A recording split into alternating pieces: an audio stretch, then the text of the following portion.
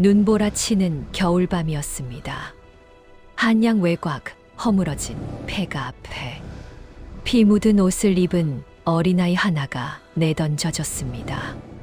숨은 끊어질 듯 가냘프고 온몸은 얼어붙어 가고 있었지요. 그 아이는 바로 왕의 손자였습니다. 궁궐의 음모에 휘말려 암살당한 뒤 버려진 것이지요. 그런데 바로 그때 산에서 무언가가 내려왔습니다. 발자국 소리가 푹, 푹, 푹. 그것은 거대한 백호였습니다. 오늘도 꽃담을 찾아주셔서 감사합니다. 구독과 좋아요는 큰 복을 가져다 줍니다. 옛날 옛적 조선의 겨울이 유난히도 모질던 해였습니다.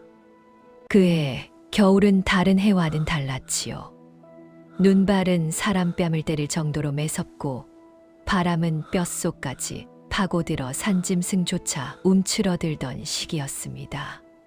한양거리에는 사람 그림자도 드물었고 해가 지면 으슥한 골목마다 얼어붙은 침묵만 감돌았지요. 그날 밤도 그랬습니다. 달빛조차 구름에 가려 칠흑 같은 어둠이 내린 한양 외곽. 사람들이 귀신 나온다고 피해 다니는 허물어진 폐가 하나가 있었습니다. 기와는 반쯤 무너져 내렸고 문짝은 삭아서 바람이 제 맘대로 드나들었지요. 담장엔 덩굴과 잡초만 무성했고 마당엔 눈만 수북이 쌓여 있었습니다. 그 폐가 앞에 한 무리의 검은 그림자들이 나타났습니다. 여기다! 빨리 처리하고 가자! 낮게 깔린 목소리가 밤 공기를 찢었습니다. 그들은 말에서 뭔가를 내렸습니다. 작은 몸뚱이 하나였지요. 눈 위에 푸석 하고 던져진 그것은 어린 사내아이였습니다. 옷은 피에 젖어 새까맣게 얼룩져 있었고 작은 손발은 파르르 떨리고 있었습니다. 얼굴은 창백하기 그지없었고 숨은 겨우 들썩일 뿐이었지요. 아이의 나이는 겨우 10살 남짓. 아직 꽃다운 나이였건만 그 작은 몸엔 칼에 베인 상처가 여러 군데 나 있었습니다. 확인했나? 예. 숨이 끊어지기 직전입니다. 좋아. 이곳에 버려두면 내일 아침엔 얼어 죽을 것이다. 흔적을 남기지 마라. 그림자들은 아이를 폐가 문 앞에 내팽개치고는 말발굽 소리를 죽인 채 어둠 속으로 사라졌습니다. 눈발만이 소리 없이 내려앉아 아이의 몸을 하얗게 덮어가기 시작했지요. 그 아이는 바로 왕의 손자 세손연이었습니다. 어린 나이에 벌써 총명하고 의로운 마음씨로 궁궐 안팎에서 칭송받던 아이였지요. 하지만 그 총명함이 오히려 화근이 되었습니다. 왕위를 노리는 간신들에게는 연희의 존재 자체가 눈의 가시였던 것입니다. 궁중의 권세 다툼은 날이 갈수록 치열해졌고 결국 그날 밤 암살자들이 연희의 처소를 습격했습니다. 호위무사들은 미리 매수되어 눈감아 주었고 어린 세손은 속수무책으로 당할 수밖에 없었지요. 칼날이 번쩍이고 비명이 터졌습니다. 연희는 필사적으로 도망쳤지만 등과 팔에 깊은 상처를 입고 쓰러졌습니다. 암살자들은 죽음을 확인하지도 않은 채 흔적을 감추기 위해 아이를 폐가에 내다 버린 것이었습니다. 이제 세손은 없다. 아무도 모를 것이다. 그들은 차갑게 웃으며 궁으로 돌아갔습니다. 폐가는 고요했습니다. 바람만이 휙휙 지나가며 무너진 기와 틈을 울렸고 눈송이는 계속해서 쌓여만 갔지요. 연희의 작은 가슴은 아직 미약하게 오르락내리락 했지만 곧 멈출 것처럼 보였습니다. 세상 누구도 이 아이를 찾지 않았습니다. 아니, 찾을 수도 없었지요. 궁궐에서는 이미 세손이 병으로 급서했다는 거짓 소문이 퍼지고 있었고 왕조차 슬픔에 잠겨 아무것도 의심하지 못하고 있었으니까요. 연희는 그렇게 운명마저 등을 돌린 듯 보였습니다. 그런데 바로 그때였습니다. 푹, 푹, 푹. 멀리서 무언가가 눈길을 헤치며 다가오는 소리가 들렸습니다. 묵직하고 느린, 하지만 분명한 발자국 소리였지요. 사람의 것이 아니었습니다. 짐승, 그것도 아주 큰 짐승의 발자국이었습니다. 폐가의 그림자 너머로 거대한 형체가 모습을 드러냈습니다. 달빛이 구름 사이로 새어나오자 그 정체가 선명해졌습니다. 호랑이. 그것도 보통 호랑이가 아니었습니다. 온몸이 눈처럼 하얀 백호였지요. 어깨 높이만 해도 성인 남자의 가슴께에 이를 만큼 거대했고, 눈빛은 마치 사람의 영혼을 꿰뚫어 보는 듯 깊고 서늘했습니다.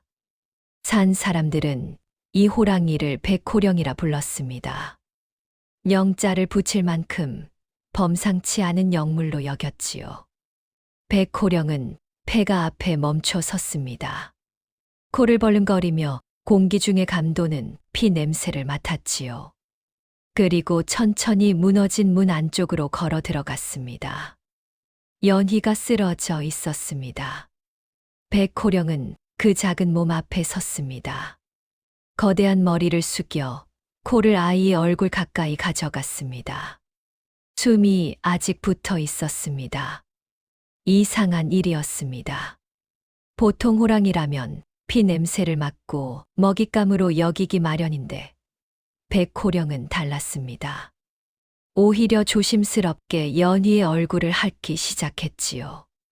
차가운 혀가 아이의 뺨을 따뜻하게 감쌌습니다. 크크르. 낮게 울음소리를 냈습니다. 마치 무언가를 확인한 듯 백호령은 고개를 끄덕였습니다. 그리고 조심스레 아이의 허리를 입에 물었습니다. 어미 호랑이가 새끼를 옮기듯 부드럽게 말입니다. 백호령은 연희를 물고 다시 눈 덮인 산길을 향해 걸어갔습니다. 폐가는 다시 고요해졌고 눈만이 계속 내렸습니다. 세상이 버린 아이를 이제 산의 영물이 거두어 간 것입니다. 백호령은 눈 덮인 산길을 묵묵히 올라갔습니다. 입에 문 연희의 몸은 깃털처럼 가벼웠지요. 아이는 여전히 의식이 없었고 숨소리만 가늘게 이어지고 있었습니다. 백호령은 한 걸음 한 걸음 신중하게 발을 옮기며 아이에게 상처가 더 나지 않도록 조심했습니다. 산은 깊었습니다. 사람들이 쉬이 오르지 못하는 험한 곳이었지요. 바위는 가파르고 길은 좁았으며 겨울바람은 칼날처럼 매서웠습니다. 하지만 백호령에게는 익숙한 길이었습니다. 한참을 오르자 깊은 골짜기가 나타났습니다. 사람들은 이곳을 호령골이라 불렀습니다. 호랑이, 신령이 사는 골짜기라는 뜻이지요. 마을 사람들은 함부로 이곳에 발을 들이지 않았습니다.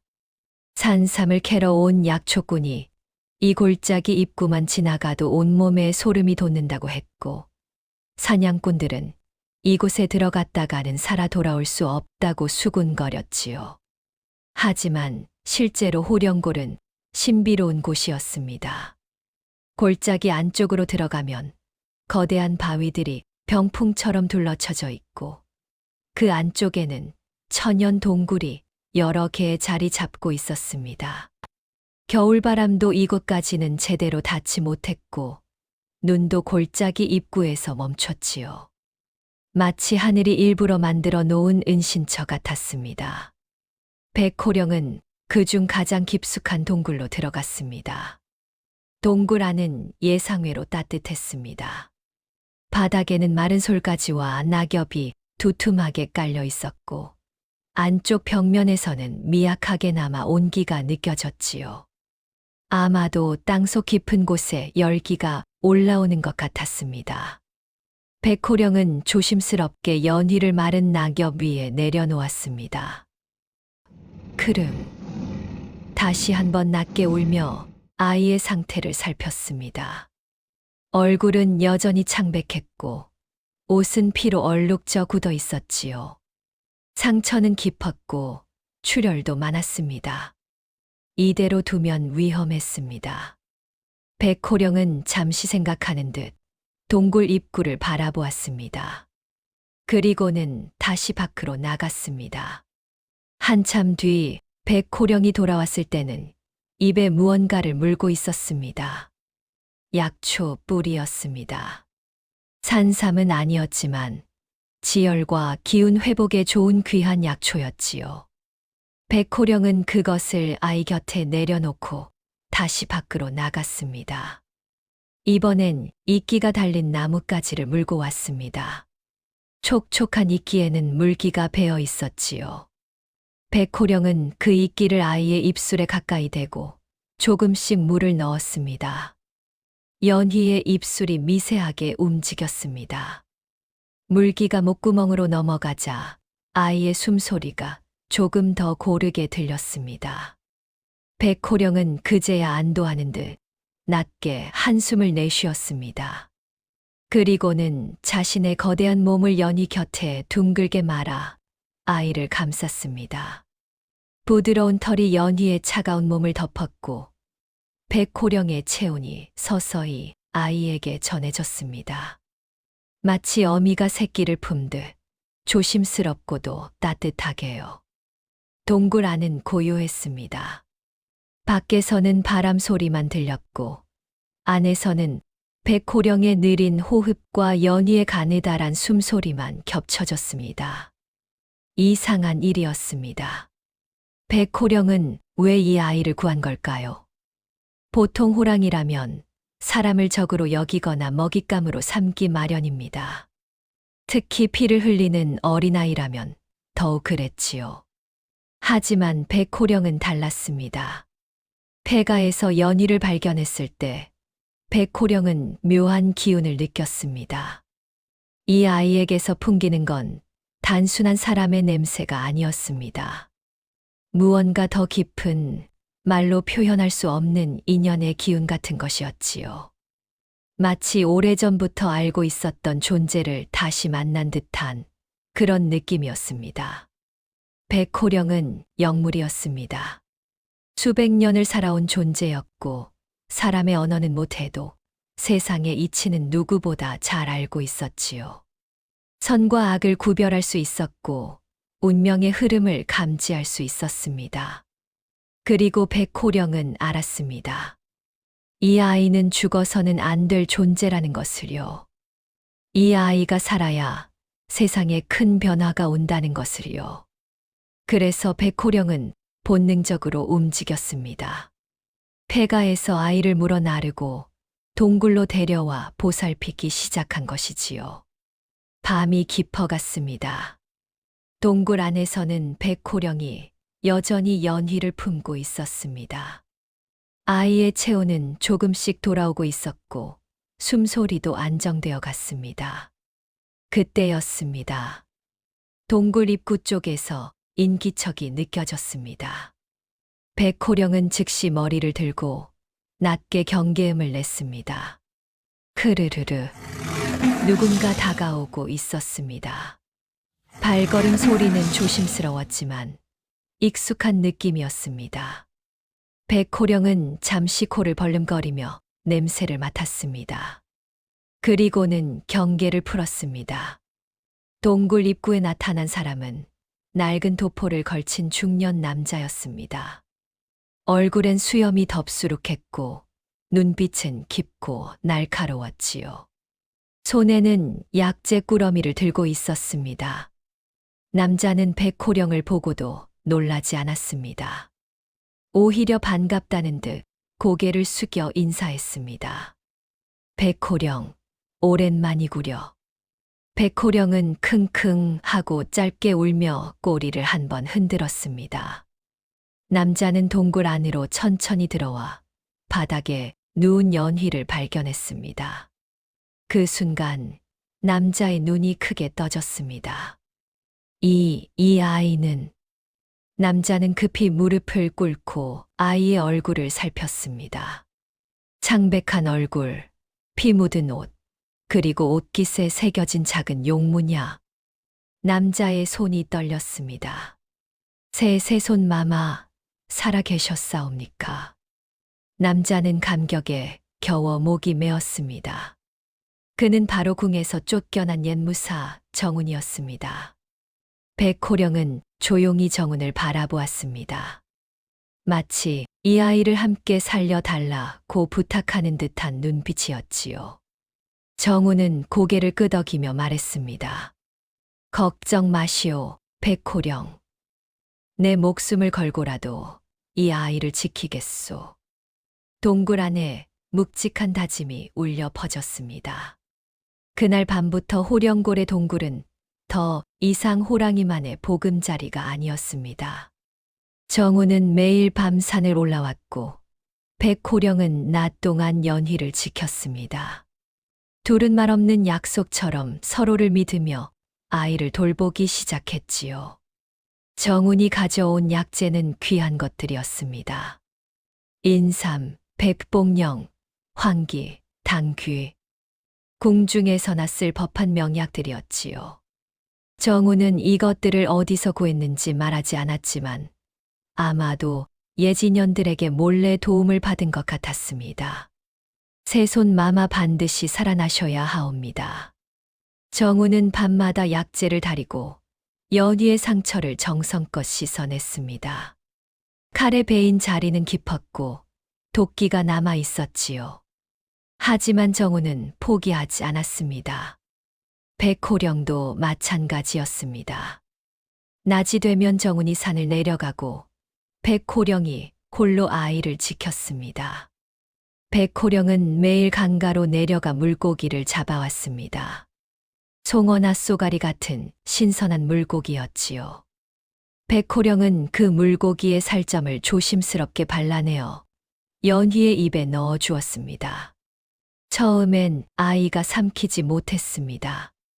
하지만 백호령은 인내심 있게 반복했습니다.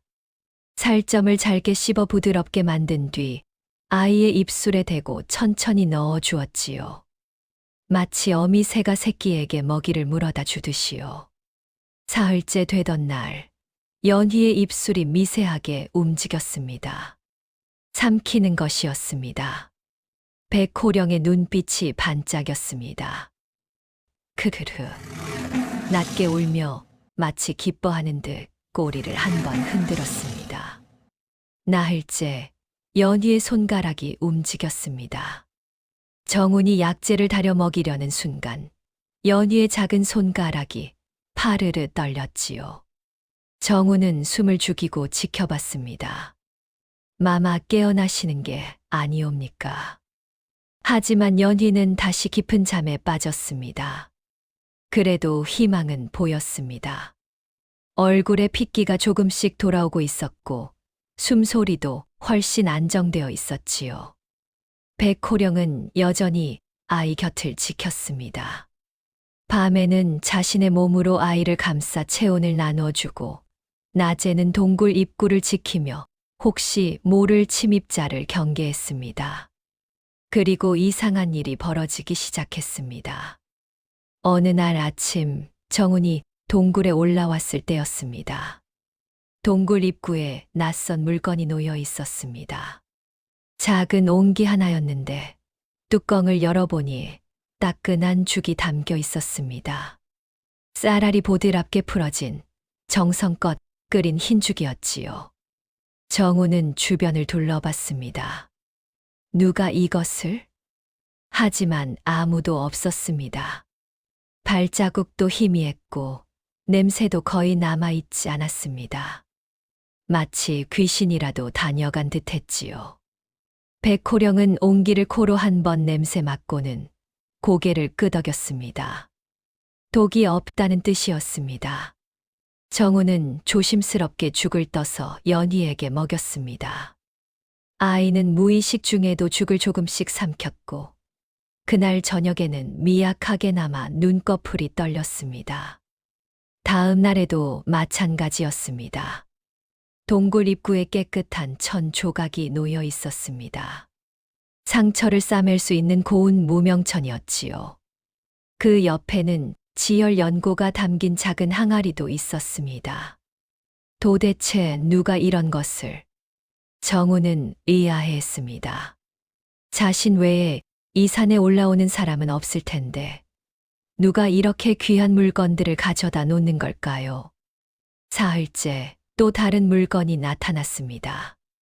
이번엔 약초 꾸러미였습니다. 그것도 아주 귀한 약초들이었지요. 산삼 한 뿌리, 녹용 조각, 그리고 이름 모를 희귀한 풀뿌리까지. 정우는 무릎을 꿇고 고개를 숙였습니다. 이 은혜 누구신지는 모르나 반드시 갚겠습니다. 백호령은 조용히 동굴 입구를 바라보았습니다. 마치 누군가를 알고 있다는 듯한 눈빛이었지만 말을 할 수는 없었지요. 그렇게 열흘이 지났습니다. 연희의 상처는 눈에 띄게 아물기 시작했습니다. 깊었던 칼자국도 딱지가 안 잡고 도끼도 빠져나갔지요. 얼굴에는 핏기가 완전히 돌아왔고 숨소리는 평온했습니다. 그리고 드디어 11째 날 밤, 정훈이 약재를 다리고 있을 때였습니다. 작은 신음 소리가 들렸습니다. 정훈이 화들짝 놀라 돌아봤습니다. 연희의 눈꺼풀이 천천히 떠지고 있었습니다. 마마. 정훈은 급히 아이 곁으로 다가갔습니다. 백호령도 귀를 쫑긋 세우며 몸을 일으켰지요. 연희는 천천히 눈을 떴습니다. 흐릿한 시야 속에서 동굴의 천장이 보였습니다. 그리고 옆에는 거대한 하얀 짐승이 있었습니다. 어디?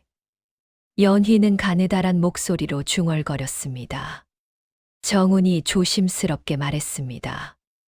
마마, 정신이 드십니까? 소인은 정훈이옵니다. 옛날 마마를 호위하던 정훈. 연희는 희미한 기억을 더듬었습니다. 어렴풋이 기억나는 얼굴이었습니다. 그럼 여기는? 안전한 곳이옵니다. 마마께서는 궁에서 습격을 당하셨고 이곳 호령골에서 목숨을 건지셨습니다. 연희는 천천히 주변을 둘러봤습니다. 동굴 안, 백호령, 그리고 정훈. 그럼 저를 살려준 건? 연희의 시선이 백호령에게 향했습니다. 백호령은 조용히 연희를 바라보았습니다. 깊고 따뜻한 눈빛이었지요. 정훈이 말했습니다. 이 백호령이 마마를 폐가에서 구해 이곳으로 데려왔고 소인이 약재로 치료하였사옵니다. 그리고 정훈은 잠시 말을 멈췄습니다. 또 다른 누군가가 몰래 도움을 주고 계십니다. 다른 누군가? 연희는 약한 목소리로 물었습니다. 정훈이 고개를 끄덕였습니다. 예. 매일 귀한 약재와 음식을 가져다 놓고 가십니다. 하지만 모습을 드러내지 않으시지요. 마치 그림자처럼. 연희는 천장을 바라보며 중얼거렸습니다. 누가 나를 이렇게까지. 그 순간 백호령이 낮게 울었습니다. 크크르. 마치 걱정하지 마라고 말하는 듯한 소리였습니다. 연희는 백호령을 바라보며 작은 손을 뻗었습니다. 백호령은 고개를 숙여 연희의 손이 자신의 코끝에 닿도록 했습니다. 고마워, 백호령. 연희의 눈가에 눈물이 맺혔습니다. 정훈도 눈시울을 붉혔습니다. 동굴 밖에서는 눈이 내리고 있었지만 안은 따뜻했습니다. 그날 밤 정훈이 잠든 사이 동굴 입구에 또 한 번 그림자가 나타났습니다.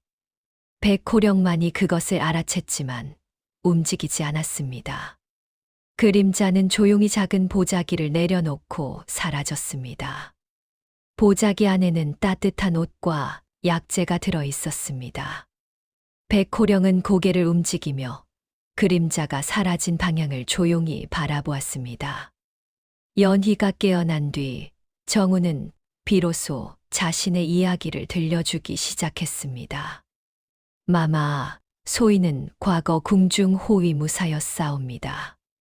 정운의 목소리는 낮고 무거웠습니다. 동그란 모닥불이 타닥타닥 타오르며 그의 얼굴에 그림자를 드리웠지요. 마마께서 5살 되시던 해 소인이 처음 호위 임무를 맡았습니다. 그때부터 줄곧 그림자처럼 마마를 지켜왔지요. 연희는 희미한 기억을 더듬었습니다. 어린 시절 멀찌감치서 자신을 지켜보던 늠름한 무사의 모습이 어렴풋이 떠올랐습니다. 그런데 어찌 궁에서 쫓겨나신 겁니까? 정우는 쓴웃음을 지었습니다. 모략이었사옵니다. 그의 주먹이 떨렸습니다. 3년 전 궁중에 영모 사건이 일어났습니다. 소인은 그것이 좌의정 윤겸의 조작임을 알았지요. 그자는 왕위를 노리며 충직한 신하들을 하나씩 제거해 나갔습니다. 정우는 잠시 말을 멈추고 불길을 바라봤습니다. 소인이 증거를 찾아 상소를 올리려 했으나 먼저 함정에 걸렸습니다. 역적의 누명을 쓰고 궁에서 쫓겨났지요. 목숨을 건진 것만 해도 다행이었습니다. 그래서 이 산으로? 정운이 고개를 끄덕였습니다. 예. 호령골은 사람의 손길이 닿지 않는 곳이었고 소인은 이곳에서 숨어 지냈습니다. 언젠가 마마를 다시 뵐 날을 기다리며 그의 목소리가 떨렸습니다. 하지만 그날이 이런 식으로 올 줄은 몰랐습니다. 정운과 백호령의 인연은 우연이 아니었습니다. 소인이 이 산으로 처음 도망쳐 왔을 때였습니다. 정운은 백호령을 바라보며 말을 이었습니다. 추격자들이 뒤쫓아왔고 소인은 절벽 끝까지 몰렸지요. 죽음을 각오했습니다. 그런데 백호령이 귀를 쫑긋 세웠습니다. 이 백호령이 나타났습니다. 처음엔 죽는구나 싶었지요. 호랑이에게 잡아먹히는 것과 추격자에게 죽는 것, 별반 다를 게 없었으니까요. 정우는 쓸쓸히 웃었습니다. 하지만 백호령은 소인을 공격하지 않았습니다. 오히려 추격자들을 향해 으르렁거리며 위협했지요. 그 위험에 놀란 추격자들은 도망쳤고 소인은 목숨을 건졌습니다. 연희가 놀란 눈으로 백호령을 바라봤습니다. 그 이후로 백호령과 소인은 묘한 인연이 되었습니다. 정우는 백호령의 머리를 쓰다듬었습니다. 백호령은 눈을 가늘게 뜨며 기분 좋다는 듯 크릉 울었지요. 백호령은 영물입니다. 사람의 마음을 읽고 선과 악을 구별하지요. 소인이 악한 사람이 아님을 알았기에 구해준 것입니다. 정우는 그 후로 호령골에서 은거하며 살았습니다. 낮에는 산속 깊은 곳에서 약초를 캐고 밤에는 작은 오두막에서 검을 갈며 때를 기다렸지요. 백호령과는 자주 마주쳤고 둘은 서로를 경계하지 않는 사이가 되었습니다. 때로는 백호령이 사냥한 사슴을 나눠 먹기도 했고 정운이 구한 약초로 백호령의 상처를 치료해 주기도 했습니다. 그렇게 3년이 흘렀습니다. 정운의 목소리가 잠겼습니다. 그러던 어느 날 밤 백호령이 소인의 오두막 앞에 나타났습니다. 평소와 달리 불안해 보였지요. 계속 어딘가를 가리키며 울었습니다. 연희가 숨죽여 들었습니다. 소인이 백호령을 따라갔더니 이 동굴로 인도했습니다. 그리고 그곳에 정우는 연희를 바라봤습니다. 마마께서 누워 계셨습니다. 피투성이가 된 채로 정운의 눈시울이 붉어졌습니다. 그 순간 소인은 알았습니다. 하늘이 소인에게 마지막 기회를 주신 것을 마마를 지키지 못한 소인에게 다시 한번 마마를 구할 기회를 주신 것을. 연희는 백호령과 정운을 번갈아 바라봤습니다. 그렇다면 제가 살 수 있었던 건 두 분 덕분이군요. 정운이 고개를 숙였습니다. 아니옵니다, 마마. 소인은 약재를 다리고 상처를 씻어낸 것뿐이옵니다. 진정으로 마마를 살린 것은 백호령이옵니다. 백호령은 조용히 연희를 바라봤습니다. 연희가 물었습니다. 그런데 정운 어르신께서 말씀하신 그림자는 누구입니까? 매일 약재와 음식을 가져다 놓는다는. 정운은 고개를 저었습니다. 소인도 모르옵니다. 하지만 분명한 건 그분도 마마를 지키려 하신다는 것입니다. 그때였습니다. 동굴 밖에서 바람 소리와 함께 발자국 소리가 들렸습니다. 정운이 벌떡 일어나 칼을 잡았습니다. 백호령도 낮게 으르렁거리며 동굴 입구를 노려봤습니다. 누구냐? 정운이 외쳤습니다. 그리고 천천히 동굴 입구에 한 사람의 그림자가 나타났습니다. 달빛을 등진 탓에 얼굴은 보이지 않았지만 손에는 큰 보따리를 들고 있었지요. 물러서시오. 정운이 칼을 겨눴습니다. 하지만 그 사람은 조용히 보따리를 바닥에 내려놓고 한 발 물러섰습니다. 그리고 나직한 목소리로 말했습니다. 새손 마마께서 무사하신지 확인하러 왔을 뿐이요. 그 목소리는 여인의 목소리였습니다. 나이 지긋한 하지만 품이 있는 음성이었지요. 정운이 의아해하며 물었습니다. 당신은 누구시오? 여인은 대답하지 않았습니다. 다만 보따리를 가리키며 말했습니다. 그 안에 회복약과 따뜻한 옷이 있소. 새손 마마께 드리시오. 잠깐 신분을 밝히시오. 하지만 여인은 이미 돌아서서 어둠 속으로 사라지고 있었습니다. 정운이 뒤쫓으려 했지만 백호령이 앞을 막았습니다. 크르르. 백호령은 고개를 저었습니다. 쫓지 말라는 뜻이었지요. 정운은 멈춰 섰습니다. 백호령 당신은 저 사람을 아는 게요. 백호령은 대답 대신 동굴 안으로 돌아갔습니다. 연희가 물었습니다.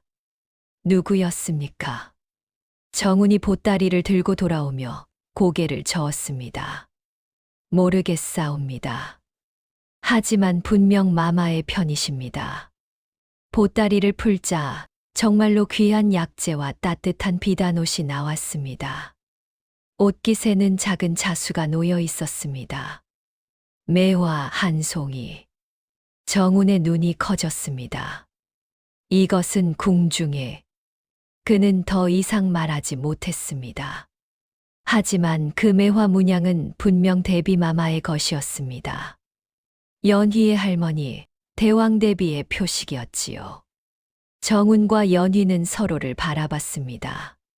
그 의미를 깨달은 순간 둘 다 할 말을 잃었습니다. 백호령만이 조용히 불길을 바라보며 낮게 울었습니다. 한편 궁궐은 조용한 전쟁터였습니다. 새손 연희가 사라진 지 보름이 지났지만 궁중은 여전히 긴장감에 휩싸여 있었지요. 표면적으로는 새손의 급서를 애도하는 분위기였지만 그 이면에는 칼날 같은 권력 다툼이 벌어지고 있었습니다. 좌의정 윤겸. 예순을 바라보는 노회한 정치인이었습니다. 겉으로는 충성스러운 신하를 자처했지만 속으로는 왕위를 노리는 야심가였지요. 그에게는 조카 윤성이 있었습니다.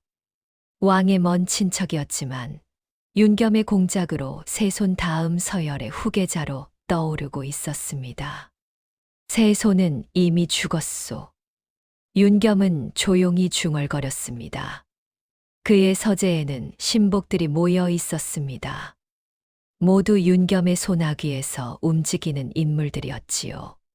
폐가에서 발견된 피 묻은 옷이 증거요. 의금부에서도 확인했소. 세손은 병으로 죽은 것이 아니라 도적에게 습격당한 것으로 결론 지었소. 신복 중 하나가 물었습니다. 하지만 대감 시신이 발견되지 않았사옵니다. 혹시 윤겸이 차갑게 웃었습니다. 시신, 겨울 산짐승들이 다 처리했을 게요. 그 험한 폐가 근처에 늑대와 여우가 얼마나 많은지 아시오? 뼈조차 남지 않았을 것이요. 신복들이 고개를 끄덕였습니다. 윤겸은 창밖을 바라보며 말을 이었습니다. 이제 남은 건 왕을 설득하는 것뿐이요. 새로운 세손을 책봉해야 한다고 말이오. 대전에서는 임금이 깊은 시름에 잠겨 있었습니다. 왕좌에 앉은 채 눈을 감고 있는 모습이 마치 10년은 늙은 것 같았지요. 연희는 왕의 유일한 손자였고 미래의 희망이었습니다. 그런데 그 아이가 사라졌다니. 전하, 좌의정 윤겸이 나지막이 불렀습니다. 왕은 천천히 눈을 떴습니다. 윤경 무슨 일인가? 윤겸이 깊게 절했습니다. 전하, 신이 아뢰옵기 황공하오나 국본을 위해 말씀드리지 않을 수 없사옵니다. 국본, 세손 마마께서 승하하신 지 이미 보름이 지났사옵니다. 전하께서는 아직도 슬픔에 잠겨 계시지만 나라는 하루도 주인 없이 지낼 수 없사옵니다. 왕의 얼굴이 굳어졌습니다. 경은 무슨 말을 하려는 게냐? 윤겸이 조심스럽게 말했습니다. 새로운 세손을 책봉하셔야 하옵니다. 왕실의 혈통을 이을 자를 지금 정하셔야 하옵니다. 왕이 크게 한숨을 내쉬었습니다. 연희가 정말 이 세상에 없단 말인가? 전하, 의금부에서도 확인했사옵니다. 세손 마마의 옷에서 발견된 피흔, 그리고 폐가 주변의 상황 모든 것이 마마께서 변을 당하셨음을 말해주고 있사옵니다. 왕은 눈을 감았습니다. 윤겸이 덧붙였습니다. 신이 감히 아뢰옵건대 왕실의 먼 친척이오나 학문과 덕망이 뛰어난 윤성공자를 세손으로 책봉하시니 어떠하옵니까? 왕의 눈이 번뜩 떠졌습니다. 윤성, 그것은 경의 조카가 아니던가? 그렇사옵니다. 하오나 혈통으로 따지면 왕실의 피를 이은 자였고 나이도 적당하며 무엇보다 윤겸은 잠시 말을 멈췄습니다. 연희 마마께서 생전에 아끼시던 분이기도 하옵니다. 그것은 거짓이었습니다. 연희는 윤성을 좋아하지 않았습니다. 오히려 경계했지요. 하지만 지금 그것을 증명할 사람은 아무도 없었습니다. 왕은 깊은 고뇌에 빠졌습니다. 그때 대전 밖에서 한 궁녀가 급히 달려왔습니다. 전하, 대비마마께서 급히 뵙자 하십니다. 왕이 고개를 들었습니다. 어머마마께서 대왕대비 연희의 할머니였습니다. 윤겸의 얼굴이 굳어졌습니다. 신은 이만 물러가겠사옵니다. 왕이 손을 들어 제지했습니다. 아니, 그대로 있거라. 어머마마께서 무슨 말씀을 하실지. 곧이어 대왕대비가 모습을 드러냈습니다. 7순을 넘긴 노인이었지만 눈빛만큼은 여전히 날카롭고 깊었습니다. 궁중에서 가장 존경받는 어른이자 가장 두려운 존재이기도 했지요. 전하, 대왕대비의 목소리는 차분했지만 무게가 있었습니다. 어머마마, 어인 일이시옵니까? 대왕대비는 윤겸을 한번 쳐다보고는 왕에게 말했습니다. 연희의 일로 왔느니라. 왕의 얼굴이 어두워졌습니다. 어머마마도 새 세손을 정하라 하시려는 게 아니옵니까? 대왕대비가 고개를 저었습니다. 아니니라. 왕과 윤겸이 동시에 놀란 표정을 지었습니다. 대왕대비는 천천히 말했습니다. 연희는 아직 살아있느니라. 대전이 순간 정적에 휩싸였습니다.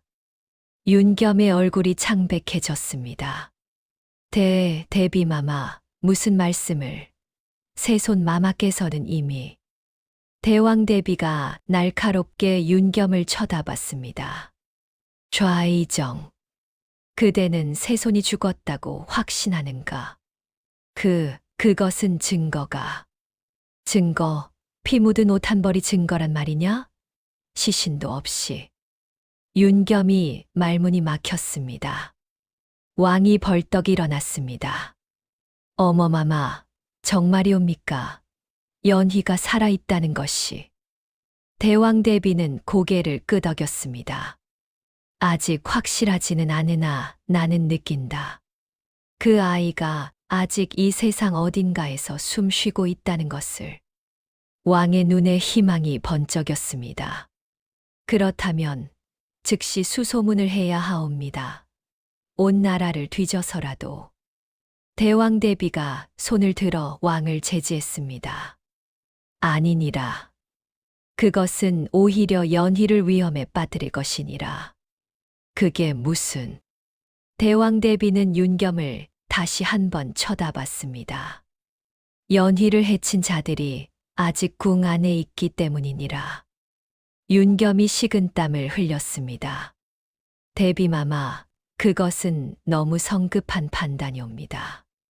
새손 마마를 해칠 자가 궁 안에 있다니. 그렇다면 묻겠다, 좌이정. 대왕대비의 목소리가 차갑게 식었습니다. 연희가 사라진 그날 밤, 호위무사들은 모두 어디 있었는가? 왜 아무도 새손을 지키지 못했는가? 윤겸이 입술을 깨물었습니다. 그것은 신도 의문이옵니다만. 그리고 왜 하필 그 시각에 궁궐 경비가 허술했는가? 왜 아무도 침입자를 발견하지 못했는가? 윤겸은 대답하지 못했습니다. 대왕대비는 왕을 바라봤습니다. 전하, 연희가 돌아올 때까지 새손 자리를 비워두소서. 그리고 누구도 믿지 마소서. 왕이 고개를 끄덕였습니다. 명심하겠사옵니다. 어머마마. 윤겸은 이를 악물었습니다. 대왕대비는 돌아서며 마지막으로 말했습니다. 연희는 반드시 돌아올 것이니라. 하늘이 그 아이를 버리지 않았느니라. 윤겸은 대전을 나와 자신의 저택으로 돌아갔습니다. 얼굴은 일그러져 있었고 주먹은 떨리고 있었지요. 대왕대비, 그 노파가. 신복이 조심스럽게 물었습니다. 대감, 어찌하시겠습니까? 윤겸이 차갑게 웃었습니다. 새손이 살아있다고 증거도 없이? 하지만 만약 정말로. 만약이 있어서는 안 되지. 윤겸의 눈빛이 살기로 가득 찼습니다. 자객들을 다시 보내라. 이번엔 확실하게 뿌리를 뽑아야 한다. 어디로 보내겠습니까? 윤겸이 지도를 펼쳤습니다. 한양 외곽 모든 폐가와 은신처를 수색하라. 그리고 그는 호령골 근처를 가리켰습니다. 이 산도 빠뜨리지 마라. 구석구석 뒤져서라도 새손을 찾아내야 한다. 신복이 고개를 숙였습니다. 명을 받들겠습니다. 그날 밤 궁궐에 서는 검은 그림자들이 움직이기 시작했습니다. 칼을 품은 자객들이 하나둘 궁을 빠져나가 사방으로 흩어졌지요. 그들의 목표는 하나. 새손 연희를 찾아 완전히 제거하는 것. 달은 구름에 가려져 있었고 밤은 깊어만 갔습니다. 호령골의 봄 기운이 찾아오기 시작했습니다. 연희가 동굴에서 깨어난 지 한 달여가 흘렀습니다. 처음엔 걷기조차 힘들었던 아이는 이제 정운의 도움 없이도 동굴 안을 걸어 다닐 수 있게 되었지요. 마마, 천천히 걸으십시오. 정훈이 옆에서 조심스럽게 부축했습니다. 연희는 동굴 입구로 걸어가 밖을 바라봤습니다. 산 아래로 펼쳐진 풍경이 눈에 들어왔습니다. 멀리 한양의 지붕들이 아련하게 보였지요. 저곳에 궁궐이 있겠군요. 연희의 목소리에는 복잡한 감정이 담겨 있었습니다. 정훈이 조용히 대답했습니다. 그렇사옵니다. 하지만 아직은 돌아가실 수 없사옵니다. 알고 있습니다. 연희는 자신의 손을 바라봤습니다. 여전히 가늘고 약했지요. 나를 죽이려 한 자들이 아직 궁에 있으니까요. 백호령이 연희 곁으로 다가와 몸을 눕혔습니다. 연희는 백호령의 따뜻한 털에 손을 얹으며 말했습니다. 하지만 언젠가는 돌아가야 합니다. 도망만 칠 수는 없으니까요. 정훈이 고개를 끄덕였습니다. 그날이 올 것이옵니다, 마마. 하지만 그 전에 마마께서는 더 강해지셔야 하옵니다. 강해진다. 연희는 정훈을 바라봤습니다. 어떻게요? 정훈이 칼을 빼어 들었습니다. 검술을 배우셔야 하옵니다. 몸을 단련하시고 스스로를 지킬 힘을 기르셔야 하옵니다. 연희의 눈이 반짝였습니다. 가르쳐 주시겠습니까? 정훈이 무릎을 꿇었습니다. 소인의 목숨이 다하는 날까지 마마를 모시겠사옵니다. 그날부터 연희의 훈련이 시작되었습니다. 아침이면 동굴 앞 공터에서 정훈과 함께 몸을 단련했습니다. 처음엔 간단한 동작조차 힘들어했지만 연희는 포기하지 않았습니다. 하나, 둘, 셋. 정훈의 구령에 맞춰 연희는 기초 자세를 반복했습니다. 땀이 흘러내렸고 숨이 가빠졌지만 연희는 멈추지 않았습니다. 백호령은 멀찌감치 서 그 모습을 지켜봤습니다.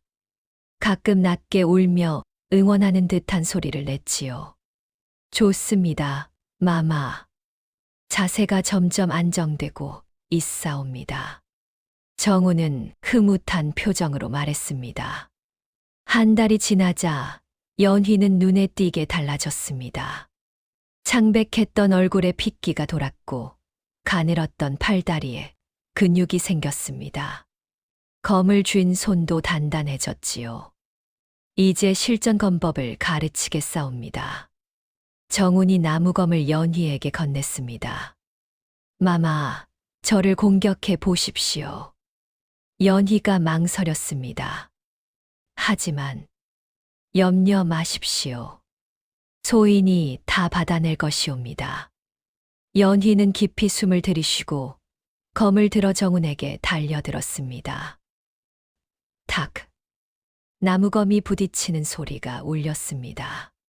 정훈은 가볍게 연희의 검을 막아냈지만 만족스러운 표정을 지었습니다. 좋습니다. 힘이 실려 싸웁니다. 2달째 되던 날, 연희는 이제 제법 검을 다룰 줄 알게 되었습니다. 물론 정훈에게는 한참 미치지 못했지만 자신을 지킬 정도는 되었지요. 어느 날 저녁 정훈과 연희는 동굴 앞에 앉아 불을 쬐고 있었습니다. 마마, 이제 결심하셔야 할 때가 온 것 같사옵니다. 정훈의 목소리가 진지했습니다. 무슨 말씀이십니까? 궁으로 돌아가실 때 말이옵니다. 연희는 불길을 바라봤습니다. 준비가 되었다고 보십니까? 정훈이 고개를 끄덕였습니다. 마마께서는 이제 충분히 회복하셨고 스스로를 지킬 힘도 기르셨습니다. 그리고 무엇보다 정훈은 하늘을 올려다봤습니다. 더 이상 기다릴 수 없사옵니다. 궁에서는 새로운 새손을 책봉하려 한다는 소문이 들립니다. 연희의 눈빛이 굳어졌습니다. 윤겸의 조카 윤성을요? 그렇사옵니다. 만약 윤성이 새 손으로 책봉되면 마마께서 돌아가셔도 자리를 되찾기 어려울 것이옵니다. 연희는 주먹을 쥐었습니다. 알겠습니다. 돌아가겠습니다. 그때 백호령이 다가와 연희의 손을 핥았습니다. 연희는 백호령을 안으며 말했습니다. 백호령아, 너와 헤어져야 한다니 슬프구나. 백호령은 낮게 울었습니다. 크그릉. 마치 걱정하지 마라고 말하는 듯 했습니다. 다음 날 이른 아침, 정훈과 연희는 산을 내려갈 준비를 했습니다. 정훈이 마지막으로 동굴을 점검하고 연희는 백호령에게 작별 인사를 했습니다. 백호령, 너는 나의 은인이자 나의 스승이었어. 내가 아니었다면 나는 이 세상에 없었을 거야. 연희는 백호령의 목을 껴안았습니다. 꼭 다시 올게. 약속할게. 백호령은 연희의 얼굴을 한번 핥고는 뒤로 물러났습니다. 정훈이 말했습니다. 마마, 이제 가셔야 하옵니다. 연희는 마지막으로 한번 동굴을 돌아보고 정훈을 따라 산길을 내려가기 시작했습니다. 백호령은 동굴 입구에 서서 두 사람이 사라질 때까지 지켜봤습니다. 산길을 한참 내려가던 중이었습니다. 갑자기 정훈이 걸음을 멈췄습니다. 무슨 일이십니까? 연희가 물었습니다. 정훈은 주변을 경계하며 칼에 손을 얹었습니다. 인기척이 느껴지옵니다. 그 순간 휙! 나무 뒤에서 화살이 날아왔습니다. 정훈이 재빨리 칼을 빼어 화살을 쳐냈습니다. 땅! 화살이 땅에 박혔습니다. 자객이 옵니다. 마마, 제 뒤에 계십시오. 연희는 칼을 뽑으며 정훈의 등 뒤로 갔습니다. 나무 사이에서 검은 옷을 입은 자객들이 나타났습니다. 하나, 둘, 셋 모두 6명이었습니다. 자객 중 하나가 냉소를 지었습니다. 새손 마마시군요. 정말 살아 계셨습니다. 누가 보낸 것이냐? 정훈이 외쳤습니다. 자객이 칼을 빼어 들었습니다. 알 필요 없소. 어차피 죽을 테니까. 자객들이 일제히 달려들었습니다. 정훈이 앞으로 나서며 검을 휘둘렀습니다. 챙, 챙챙. 칼날이 부딪히는 소리가 산을 울렸습니다. 정훈은 강했습니다. 3명의 자객을 상대하면서도 밀리지 않았지요. 하지만 나머지 3명이 연희를 향해 달려왔습니다. 마마. 정훈이 외쳤지만 막을 수 없었습니다. 연희는 칼을 들어 자객을 막았습니다. 당. 하지만 힘의 차이가 컸습니다. 연희는 뒤로 밀려났고 땅에 넘어졌지요. 자객이 칼을 들어 올렸습니다. 끝이다.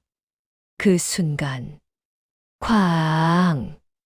거대한 포효가 울려 퍼졌습니다. 모든 것이 멈췄습니다. 자객들이 놀라 뒤를 돌아봤습니다. 그곳에는 백호령이 서 있었습니다. 눈빛은 분노로 이글거렸고 온몸의 털은 곤두서 있었습니다. 백호령은 번개처럼 달려들어 연희를 노리던 자객을 단숨에 쓰러뜨렸습니다. 으악! 자객의 비명이 울렸습니다. 나머지 자객들이 겁에 질려 뒤로 물러났습니다. 호랑이다. 백호령은 연희 앞에 서서 자객들을 노려봤습니다. 으르렁거리는 소리만으로도 자객들의 간담을 서늘하게 했지요. 정훈이 외쳤습니다. 백호령, 고맙소. 자객들은 더 이상 싸울 엄두를 내지 못하고 뿔뿔이 도망쳤습니다. 전투가 끝나고 연희는 백호령에게 달려가 안았습니다. 백호령 고마워. 또 나를 구해줬구나. 백호령은 컬컬 울며 연희를 핥았습니다. 정훈이 무릎을 꿇었습니다. 백호령, 은혜가 산보다 높소이다. 백호령은 고개를 끄덕이고는 다시 산 위를 바라봤습니다. 그리고 천천히 돌아서기 시작했습니다.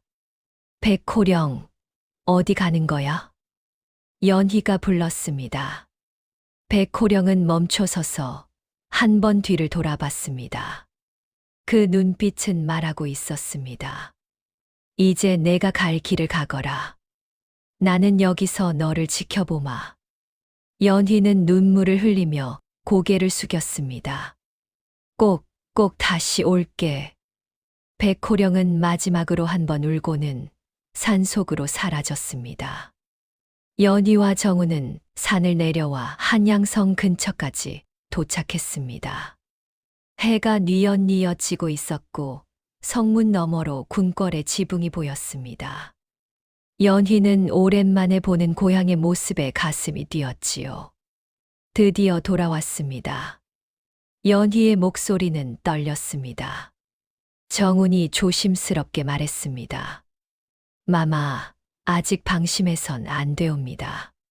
성 안에도 윤겸의 눈과 귀가 있을 것이옵니다. 알고 있습니다. 연희는 도포깃을 여미며 말했습니다. 하지만 이제 더는 숨지 않겠습니다. 당당히 궁으로 들어가겠습니다. 두 사람은 성문을 향해 걸어갔습니다. 그런데 바로 그때였습니다. 타닥타닥. 말발굽 소리가 들려왔습니다. 뒤에서 빠르게 다가오는 소리였지요. 정훈이 재빨리 뒤를 돌아봤습니다. 마마, 또 자객들이 옵니다. 과연 말을 탄 자객들이 10여 명 달려오고 있었습니다. 이번에는 숫자가 훨씬 많았습니다. 게다가 말을 타고 있어 더욱 위협적이었지요. 제길 윤겸이 작정하고 보낸 모양이군요. 정훈이 칼을 뽑았습니다. 마마, 저 성문으로 뛰어가십시오. 소인이 맞겠사옵니다. 안 됩니다. 정훈 어르신 혼자서는 마마의 목숨이 더 중요하옵니다. 어서 가십시오. 정훈이 외쳤습니다. 연희는 망설였지만 결국 성문을 향해 뛰기 시작했습니다. 자객들이 소리쳤습니다. 새손이다. 놓치지 마라. 말들이 속도를 높였습니다. 정훈은 길 한가운데 서서 칼을 겨눴습니다. 이 몸을 넘어서 가려거든 먼저 이 목을 베어 가라. 첫 번째 자객이 칼을 휘두르며 달려들었습니다. 챙. 정훈이 막아냈지만 말의 힘에 밀려 뒤로 물러섰습니다. 두 번째, 세 번째 자객이 이어서 공격했습니다. 정훈은 필사적으로 막아냈지만 숫자가 너무 많았습니다. 흑. 자객의 칼이 정훈의 팔을 스쳤습니다. 피가 흘러내렸지요. 하지만 정훈은 물러서지 않았습니다. 아직이다. 한편 연희는 있는 힘껏 성문을 향해 달렸습니다. 하지만 자객 중 몇 명이 정훈을 피해 연희를 쫓아왔습니다. 말은 빨랐습니다. 점점 거리가 좁혀졌지요. 새손, 관념하라. 자객이 말 위에서 칼을 빼어 들었습니다. 연희는 뒤를 돌아보며 자신의 칼을 뽑았지만 달리는 말을 상대하기엔 역부족이었습니다. 이대로 끝나는 건가? 연희의 머릿속에 여러 생각이 스쳐 지나갔습니다. 백호령의 따뜻한 눈빛, 정훈의 헌신, 할머니, 대왕대비의 얼굴. 아니야. 여기서 죽을 순 없어. 연희는 이를 악물고 칼을 들어 올렸습니다. 자객이 칼을 내리쳤습니다. 챙. 연희가 간신히 막아냈습니다. 하지만 힘의 차이로 연희는 땅에 쓰러졌습니다. 칼이 손에서 떨어져 나갔지요. 자객이 말에서 내려 천천히 다가왔습니다. 이제 끝이다, 새손. 칼끝이 연희의 목을 향했습니다. 연희는 눈을 감았습니다. 그 순간, 쾅! 산을 뒤흔드는 포효가 울려 퍼졌습니다. 모든 말들이 놀라 뒷발을 들어 올리며 울부짖었습니다. 히잉! 자객들이 당황했습니다. 뭐야? 그리고 모두가 보았습니다. 백호령이 언덕 위에서 달려 내려오는 것을. 번개보다 빠르고 폭풍보다 거센 움직임이었습니다. 백호령은 단숨에 연희 앞에 자객에게 달려들었습니다. 으악! 자객은 비명도 제대로 지르지 못하고 쓰러졌습니다. 백호령은 연희 앞에 우뚝 섰습니다. 온몸에 털이 곤두서 있었고 눈에는 분노의 불꽃이 타올랐습니다. 크르르르. 낮게 울부짖는 소리만으로도 자객들은 간담이 서늘해졌습니다. 호랑이다. 저놈을 죽여라. 자객들이 칼을 들고 백호령에게 달려들었습니다. 하지만 백호령은 호랑이의 왕이었습니다. 첫 번째 자객의 칼을 발톱으로 쳐내고 두 번째 자객을 몸으로 들이받았습니다. 세 번째 자객이 등 뒤에서 칼을 찔렀습니다. 크릉. 백호령의 뒷다리에서 피가 흘렀습니다. 백호령. 연희가 외쳤습니다. 하지만 백호령은 멈추지 않았습니다. 상처를 입고도 계속 싸웠습니다. 자객들을 하나씩 쓰러뜨리며 연희를 지켰습니다. 정운도 자객들을 막아내고 있었습니다. 하지만 그의 몸에도 여러 상처가 생겼습니다. 마마, 무사하신가? 정운이 헐떡이며 주변을 살폈습니다. 그리고 저 멀리서 백호령이 싸우는 모습을 보았습니다. 백호령. 정운은 힘을 내어 남은 자객들을 해치우고 연희가 있는 곳으로 달려갔습니다. 백호령은 6명의 자객을 쓰러뜨렸습니다. 하지만 그 대가는 컸습니다. 몸 곳곳에 깊은 칼자국이 나 있었고 피가 하얗게 흐르고 있었습니다. 마지막 자객 하나가 독침을 꺼냈습니다. 이걸로 끝장낸다. 독침이 백호령의 목을 향해 날아갔습니다. 푹.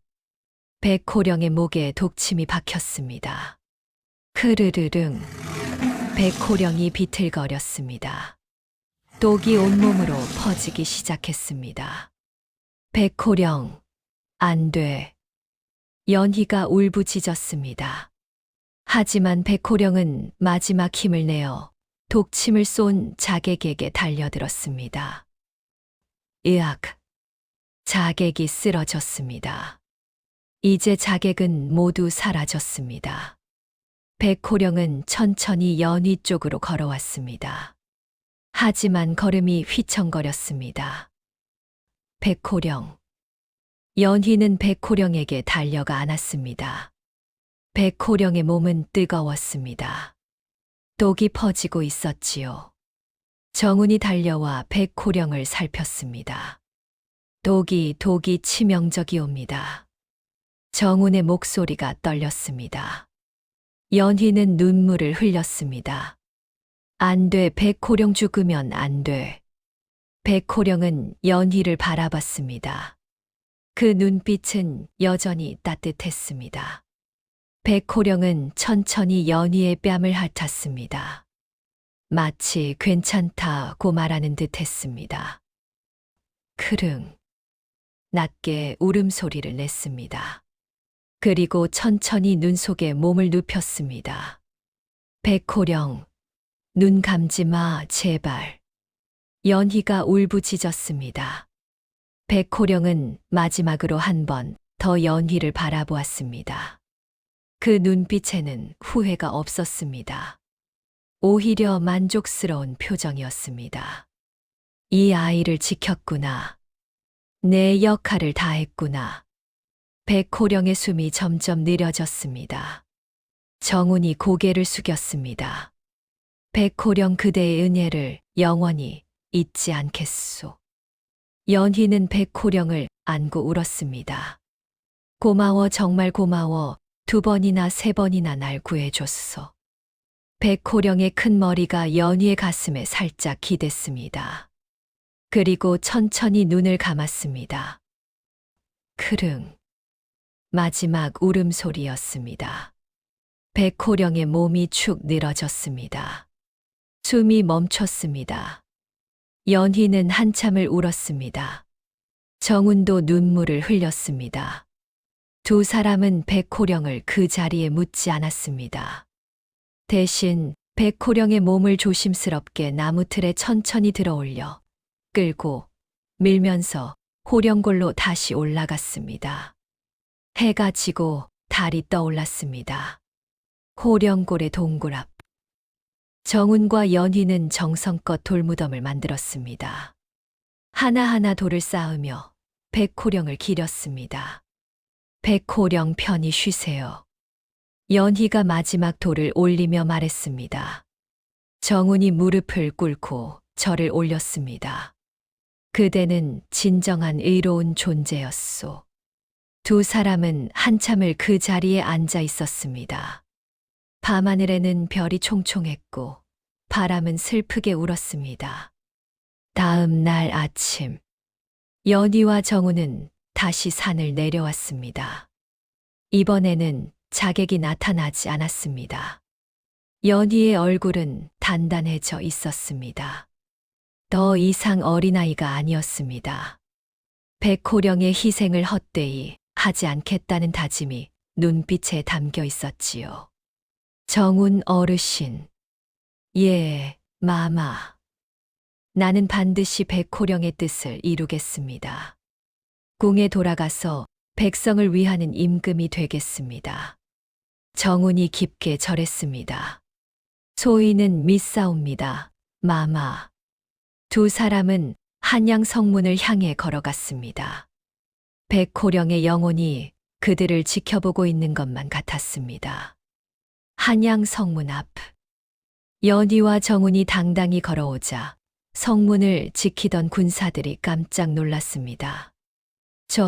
저분은 세손 마마시다. 세손 마마께서 살아계시다. 소문은 삽시간에 퍼졌습니다. 죽었다고 알려진 세손이 살아 돌아왔다는 소식에 백성들이 거리로 쏟아져 나왔습니다. 세손 마마, 정말 마마시옵니까? 하늘이 우리를 버리지 않으셨구나.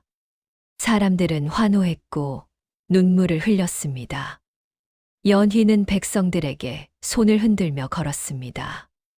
예전에 약했던 모습은 온데간데 없었고 의연하고 당당한 세손의 모습이었지요. 정운이 낮게 말했습니다.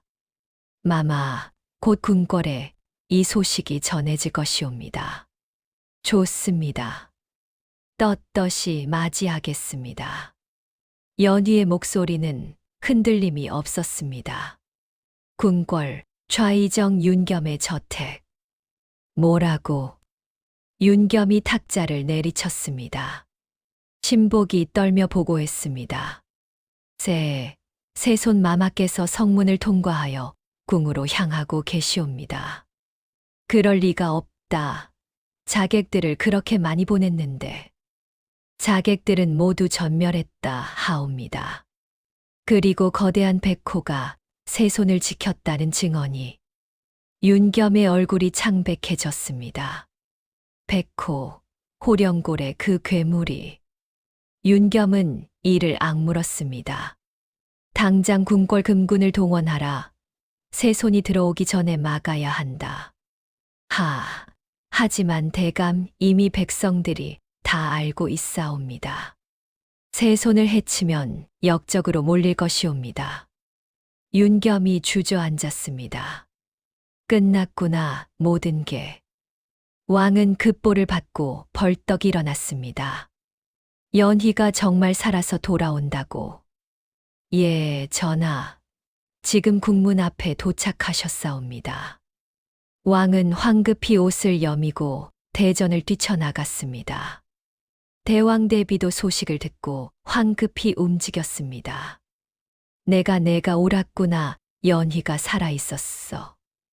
대왕 대비의 눈에는 기쁨의 눈물이 흘렀습니다. 국문 앞. 연희가 정운과 함께 도착했습니다. 궁궐의 모든 신하들이 모여들었고 백성들도 담장 밖에서 지켜봤습니다. 왕이 대전 계단을 뛰어 내려왔습니다. 연희야, 할아버님. 연희는 달려가 왕의 품에 안겼습니다. 왕은 연희를 꼭 껴안으며 목이 메었습니다. 살아있구나, 정말 살아있었구나. 예, 할아버님. 저 돌아왔습니다. 대왕 대비도 천천히 걸어 나왔습니다. 연희, 할머마마. 연희는 대왕 대비에게 달려가 무릎을 꿇었습니다. 대왕 대비는 떨리는 손으로 연희의 머리를 쓰다듬었습니다. 고생이 많았구나. 많이도 무서웠겠구나. 아니옵니다. 저를 지켜준 은인들이 계셨사옵니다. 연희는 정운을 가리켰습니다. 이분은 정운 어르신이옵니다. 과거 저를 호위하던 무사셨고 저를 구해 살려주셨습니다. 정운이 깊이 절했습니다. 왕이 정운에게 다가갔습니다. 그대가 연희를 구했다는 게 사실인가? 황송하옵니다. 전하. 역적의 누명을 쓰고 쫓겨난 그대가 연희를 구했다니. 왕은 정운의 손을 잡았습니다. 찜이 잘못했소. 그대에게 누명을 씌운 자들을 반드시 밝혀내겠소. 윤겸이 신하들 틈에서 나타났습니다. 전하, 신이 아뢰겠사옵니다. 윤겸의 목소리는 떨리고 있었습니다. 왕이 차갑게 윤겸을 바라봤습니다. 좌의정, 경이 할 말이 무엇인가? 세손 마마께서 돌아오신 것은 기쁜 일이나 어찌 혼자 궁을 떠나셨는지, 그간 어디 계셨는지 밝혀야 하옵니다. 연희가 앞으로 나섰습니다. 제가 말씀드리겠습니다. 연희의 목소리는 또렷했습니다. 저는 궁을 떠난 것이 아니라 궁에서 쫓겨났습니다. 신하들 사이에서 웅성거림이 일었습니다. 그날 밤 저는 암살자들에게 습격당했습니다. 칼에 찔려 죽어가는 저를 그들은 폐가해 버렸지요. 왕의 얼굴이 굳어졌습니다. 누가 감히. 연희가 윤겸을 똑바로 쳐다봤습니다. 좌의정 윤겸이 보낸 자객들이었습니다. 뭐라고? 윤겸이 버럭 소리쳤습니다. 세손마마, 그것은 터무니없는 모함이옵니다. 연희는 침착하게 말했습니다. 모함이 아닙니다. 저는 들었습니다.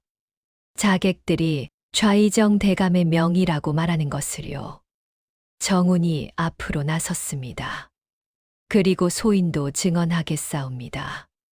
산에서 세손을 습격한 자객들도 윤겸의 수하들이었습니다. 윤겸이 뒷걸음질 쳤습니다. 아니다. 거짓말이다. 왕이 외쳤습니다. 금군, 윤겸을 당장 잡아들여라. 금군들이 달려들어 윤겸을 붙잡았습니다. 전하, 이것은 오해옵니다. 오해. 하지만 윤겸의 변명은 허공에 흩어질 뿐이었습니다. 대왕 대비가 차갑게 말했습니다. 윤겸, 내 죄는 하늘을 찌르는구나. 왕손을 해치려 했으니 역모가 분명하다. 윤겸은 더 이상 변명하지 못하고 끌려갔습니다. 며칠 후 의금부의 조사가 끝났습니다. 윤겸의 저택에서 암살을 지시한 문서들이 발견되었고 자객들의 증언도 확보되었습니다. 윤겸은 역모죄로 단죄되어 그의 일당과 함께 유배형에 처해졌습니다. 왕은 대전에서 조서를 내렸습니다. 정우는 충직한 신하로서 세손의 목숨을 구한 공이 크다. 이에 벼슬을 회복하고 세손의 호위대장으로 임명하노라. 정운이 깊이 절했습니다. 황공하옵니다. 전하. 왕은 연희를 바라봤습니다. 연희야. 내가 겪은 일들을 생각하면 할아버지로서 너무나 미안하구나. 아니옵니다, 할아버님. 저는 이 모든 일을 통해 많은 것을 배웠습니다. 연희는 깊이 절했습니다. 백성의 고통이 무엇인지, 의로움이 무엇인지, 그리고 희생이 무엇인지 배웠습니다. 왕이 고개를 끄덕였습니다. 내가 진정한 세손이 되었구나. 그날 밤, 연희는 홀로 궁궐 뒤뜰에 서 있었습니다. 북쪽 하늘을 바라보며 호령골이 있는 산을 쳐다봤지요. 백호령 잘 지내고 있니? 연희의 눈에 눈물이 맺혔습니다. 너의 희생을 잊지 않을게. 그리고 꼭 너처럼 의로운 임금이 될게. 바람이 불어왔습니다. 마치 백호령이 대답하는 것 같았습니다. 잘하고 있다. 내가 자랑스럽다. 세월이 흘렀습니다. 연희는 성장하여 훌륭한 왕이 되었습니다. 즉위 후 가장 먼저 한 일은 호령골의 사당을 세우는 것이었습니다. 백호령 사당이라 이름 붙인 그곳에는 백호령의 돌무덤을 모시고 해마다 제사를 지냈지요. 왕은 친히 제문을 읽었습니다. 백호령이여, 그대는 나의 스승이자 나의 은인이었나니 내가 쌓을 모든 공덕은 그대에서 시작되었노라. 백성들도 백호령의 이야기를 들었습니다. 폐가에 버려진 세손을 구하고 목숨을 걸고 지킨 산의 영물 이야기를요. 백호령은 진정한 의로움의 상징이로다. 우리도 백호령처럼 살아야 하느니라. 사람들은 백호령을 산의 수호신이라 부르기 시작했습니다. 그리고 연희왕은 백성을 사랑하고 정의를 세우는 어진 임금으로 역사의 길이 남았습니다. 훗날 어느 겨울밤, 늙은 정운이 호령골을 찾았습니다. 백호령의 사당 앞에 섰지요. 백호령 오랜만이요. 정운은 돌무덤에 손을 얹었습니다. 마마께서는 훌륭한 왕이 되셨소. 그대가 지킨 그 아이가 이 나라를 밝히는 해가 되었소. 바람이 불었습니다. 정운은 웃었습니다. 그대도 기쁘겠지요? 허허. 그날 밤 정운은 꿈을 꾸었습니다. 백호령이 산 위에서 달리는 꿈을요. 자유롭고 당당하고 의로운 모습으로. 악한 이는 반드시 벌을 받고 의로운 마음은 길이 남는 법. 호랑이도 사람을 구할 수 있고 사람도 짐승에게서 배울 수 있나니 이것이 바로 호령골의 백호령이 세손을 지킨 이야기입니다. 옛 어르신들은 말씀하셨지요. 하늘은 의로운 자를 버리지 않는다. 연희 세손이 살아남은 것도 백호령이 나타난 것도 모두 하늘의 뜻이었다고요. 그리고 그 이야기는 지금도 호령골의 바람 소리에 실려 우리에게 전해지고 있습니다.